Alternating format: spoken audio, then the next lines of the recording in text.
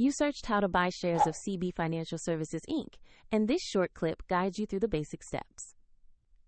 CB Financial Services, Inc. operates in the financial services sector and is listed on NASDAQ as CBFV, and this content is educational, not financial advice. To buy a CBFV, you need a brokerage account.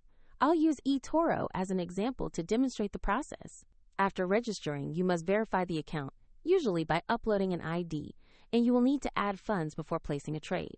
Use the platform search bar and enter the ticker CBFV to find the listing. Locate the result that matches CB Financial Services, Inc. on NASDAQ and open its page. On the asset page, you will see basic company information and a price chart.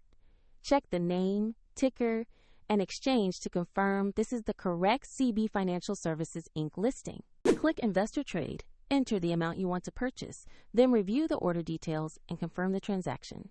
If the market is closed, your order may be queued or set as a limit, and if you lack funds, the platform will prompt you to add money before completing the purchase. After the trade executes, your new position will appear in your portfolio. For the example broker link, please check the description below.